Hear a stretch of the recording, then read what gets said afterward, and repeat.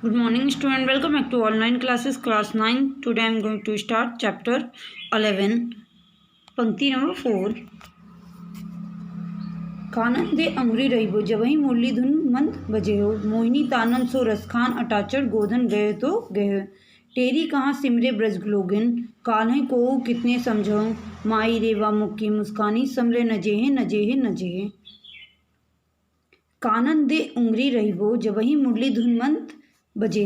कानन मतलब कि कानों में, और दे मतलब कि देकर, और उंगली मतलब यहाँ पे लिया गया है उंगली से. तो इसमें इस पंक्ति में जो रसखान है वो कह रहे हैं कि वो बता रहे हैं कि कहना चाहते हैं इस पंक्ति के माध्यम से कि जो जब श्री कृष्ण की जो उनकी मुरली की धुन या उनकी मुरली की ध्वनि और उनकी जो मुस्कान है उस पर मंत्रमुग्ध होकर एक गोपी कहना चाहती है कि कानन दे अंगुरी रहिबो जबहि मुरली धुन मंद बजे हो. मतलब कि वो कह रही हैं कि जब कृष्ण जी अपनी मंद मीठी धुन से धुन में बांसुरी बजाएंगे तो मैं अपने कानों में उंगली रख लूँगी, मैं उस धुन को नहीं सुन सकूँगी. क्योंकि मतलब वहाँ पे जैसे कि उनकी पंक्ति में कहना चाहते हैं कि अगर वो मधुर धुन बज रही है तो गोपियाँ कैसे खुद को रोक सकती हैं उस धुन को सुनने से.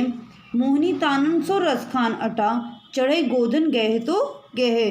कह रही हैं कि जब वहाँ पर गीत गाएंगे, जब कृष्ण जी अपनी मोहिनी धुन में गीत गाएंगे तो कैसे वो घर की अटारी पर कैसे न जाएं, वो अपने आप को खुद रोक नहीं पाएंगी. जब कृष्ण जी उस अटारियों पे, घर की अटारियों, यहाँ पे बेटा अटारियों मतलब कि वो छतों पे, अगर वो वहाँ पे खड़े होकर गीत अपनी मधुर ध्वनि से गा रहे हैं तो कैसे खुद को रोक नहीं पाएंगी. और गोधन मतलब होता है कि जो वहाँ की वज्र क्षेत्र के गीत होते हैं. टेरी कहाँ सिमरे ब्रज लोगन, कोल्हें को कितने समझाऊं. टेरी मतलब कि पुकार कर, सिमरे मतलब सारे लोगों को, कालो मतलब कि कल. तो और वो आगे कह रही हैं कि अगर मैं बार बार पुकार कर ब्रज के लोगों से कह रही हूँ कि कल जब वे यहाँ आकर मुस्कुराएंगे तो माई रेवा मुख की मुस्कानी समरही नजेहे नजेहे नजे.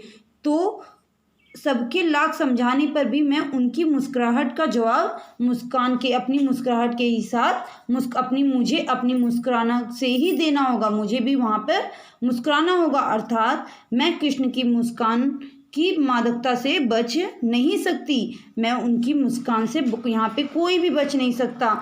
अगर श्री कृष्ण जी भी मुस्काएंगे तो हमें भी वहाँ पर जवाब मुस्कुरा कर ही देना होगा.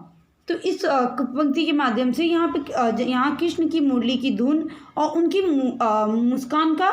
मुस्कान के प्रभाव के बताने के साथ साथ गोपियों की विशेषता का भी चित्रण किया गया है कि किस तरीके से जो गोपियाँ हैं वो खुद को रोक नहीं सकती. जो कहती हैं कि कृष्ण की मुस्कुराहट इतनी मादक है, इतनी मधुर है कि उनके प्रभाव से कोई भी बच नहीं सकता. लेकिन उनकी मुस्कान के वशीभूत न हो जाए ऐसा कौन है. वह कहती हैं कि ऐसा कोई व्यक्ति नहीं है जो उनकी मुस्कान से वशीभूत हो जाए, क्योंकि उनकी मुस्कान से ही सब उनके वश में हो जाते हैं. वो खुद को रोक नहीं सकते हैं.